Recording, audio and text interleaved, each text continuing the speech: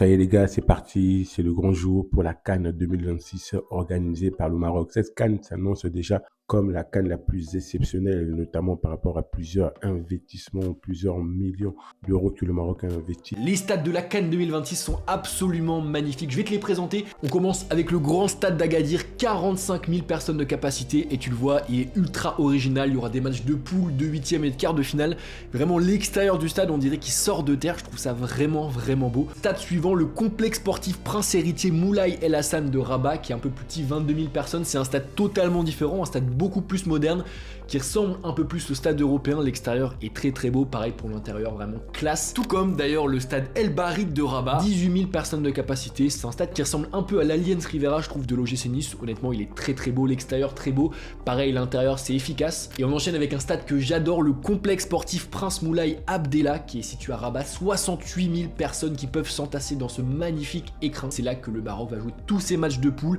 Il y aura également le quart de finale, la demi et la finale qui se joueront là-bas. Et ouais, le stade est magnifique, l'intérieur est splendide. Le stade suivant, c'est le grand stade de Tanger et regardez-moi ce stade splendide, vraiment l'extérieur magnifique. Pareil pour l'intérieur, il est énorme. J'aime beaucoup la petite vibe du toit qui a été ajoutée justement pour la CAN. Il y a 68 000 personnes qui peuvent rentrer dans ce stade, qui va accueillir notamment les matchs de poule du Sénégal, ainsi qu'un huitième, un quart et une demi-finale. Tout comme d'ailleurs le grand stade de Marrakech, c'est un de mes préférés, il a vraiment quelque chose en plus. Je sais pas pourquoi, mais ce toit, je trouve que ça donne vraiment un cachet de fou à l'enceinte. Et enfin, on termine avec le dernier stade, et là pour le coup c'est vraiment mon préféré. Qu'est-ce que j'aimerais un jour aller voir un match là-bas, dans le stade Mohamed V. C'est un stade qui est situé à Casablanca, il accueille les derbies là-bas évidemment, et surtout c'est un mastodonte, les tribunes elles paraissent interminables, 67 000 personnes de capacité. N'hésitez pas à me dire en dessous de cette vidéo, selon vous, qui est le grand favori et surtout qui va gagner cette CAN. Bien évidemment, on sait très bien que le grand favori c'est le Maroc.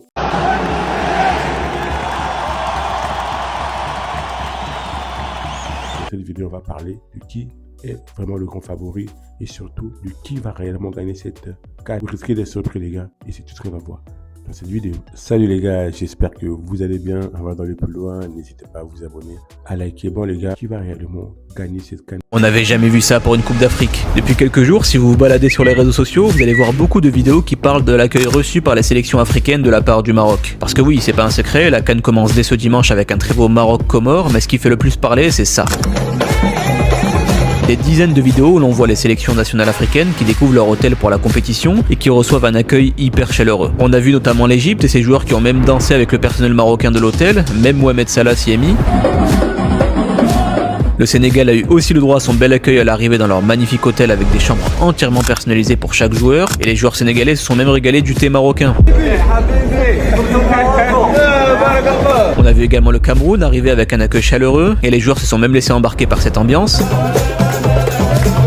Et même l'Algérie, si on avait pu penser qu'une rivalité existerait dans ces moments-là, c'est tout le contraire. Ils ont reçu un magnifique accueil à leur arrivée dans leur hôtel à Rabat. Bref, les conditions d'accueil pour cette CAN au Maroc sont optimales, les stades sont aussi d'une grande qualité, les hôtels et infrastructures mises à disposition des équipes nationales africaines aussi, donc on a tout pour assister à la meilleure CAN de l'histoire. Pour vous, qui va remporter cette Coupe d'Afrique? C'est vrai que la plupart des gens disent que c'est le Maroc parce que c'est le Maroc qui organise. Le Maroc, ça fait maintenant 50 ans qu'ils n'ont pas gagné la CAN. Donc là, c'est vraiment une grosse opportunité pour le Maroc de pouvoir remporter cette CAN chez eux, qu'ils ont organisé. Ils ont mis beaucoup d'énergie, beaucoup d'investissement. Quand on regarde le Maroc, ils ont développé vraiment pas mal d'infrastructures au niveau du football. Là, je vais prendre le train pour Tanger. Bon, je vais vous montrer un peu comment on prend le train au Maroc. J'ai juré que c'est plus beau que certaines gares en France.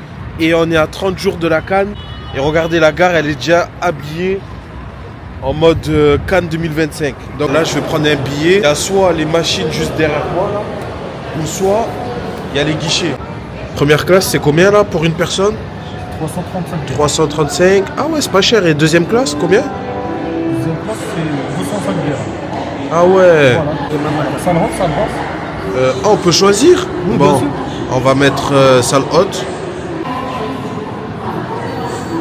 Rabat, Tanger, c'est carré.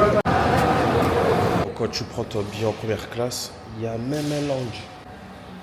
Tu peux même te poser, tu regardes la télé, tu attends ton train. La gare, elle est mieux que certaines gares en France. Me faites pas jurer les gars. L'équipe, je suis choqué du train.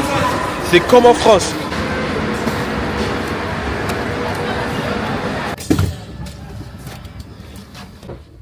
On est comme dans le TGV de France.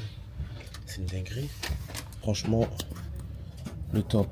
Il y a même des prises. Regardez. Je crois que le Maroc investit massivement dans le domaine du football. Pas étonné de voir que le Maroc sera le co-organisateur de la Coupe du Monde en 2030 avec l'Espagne et le Portugal. La CAN se déroulera au Maroc du dimanche 21 décembre au dimanche 18 janvier 2026 avec une finale prévue à Rabat, la capitale du Maroc. Les matchs se joueront dans 9 stades, certains fraîchement rénovés pour l'occasion, d'autres flambant neufs. Plusieurs villes accueilleront la compétition, Rabat qui compte à elle seule 4 des 9 stades de la CAN, mais aussi Casablanca, Fès, Tanger, Marrakech et Agadir. Le pays se prépare par ailleurs à accueillir la Coupe du Monde 2030 aux côtés de l'Espagne et du Portugal. Donc cette CAN, c'est un bon test pour les infrastructures et l'organisation.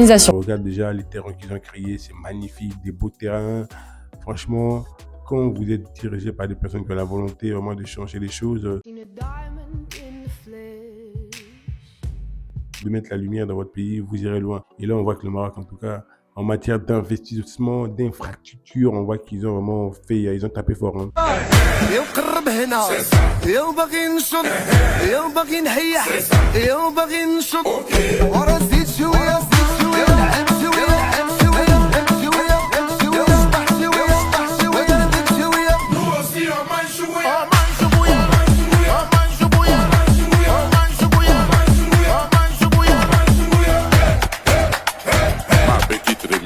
J'ai été même au Maroc il y a quelques mois, cet été. Je peux vous dire que les gars, franchement, par rapport à beaucoup de pays d'Afrique, le Maroc est très très avancé, notamment en termes d'infrastructure. Bref, en tout cas, on n'est pas surpris. La CAN, c'est la meilleure compétition de l'histoire du football. Meilleure que la Coupe du Monde, meilleure que l'Euro, meilleure que la Copa, je ne sais quoi. On est actuellement au Maroc pour la CAN et on va vous montrer tout ce qui s'y passe. Du peuple, de la gastronomie, des infrastructures, de l'ambiance. On ne va rien rater. Certains ont dit qu'il n'y avait pas de hype pour cette CAN. Nous, en tout cas, ce qui nous intéresse aujourd'hui, c'est qui va gagner la CAN.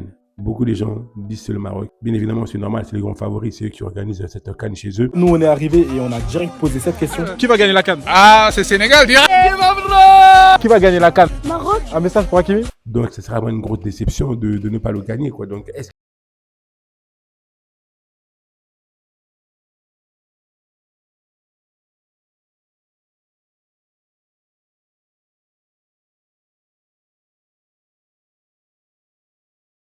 pas vraiment surprendre le monde entier. La Côte d'Ivoire, on avait l'impression qu'ils étaient possédés par une sorte de divinité. Ils étaient inarrêtables. C'était comme si, en fait, c'était écrit d'avance. Est-ce que c'est le cas aussi pour le Maroc? Est-ce que c'est écrit d'avance pour le Maroc qui vont gagner cette CAN? En tout cas, les gars, je ne sais pas. Donnez-moi votre avis en commentaire. Il y a quand même des belles équipes. Hein. Il y a le Sénégal de Sadio Mané. Vous avez aussi la RDC qui n'est pas mal. La RDC qui s'est quand même qualifiée pour le barrage de la Coupe du Monde. Ils ont éliminé le Nigeria, le Cameroun.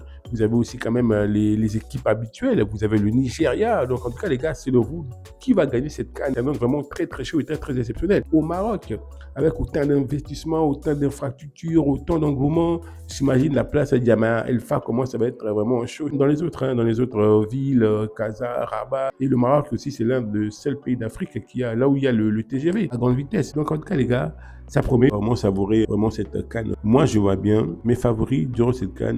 Ça peut vous surprendre. Je vois bien la RDC. Ça va frérot, bien dormi? Ouais, tranquille. On y est enfin. 8 heures de vol pour ça, hein. Allez, focus les gars, on a un match samedi. Yes, coach nous attend dehors. T'inquiète, tout est prêt.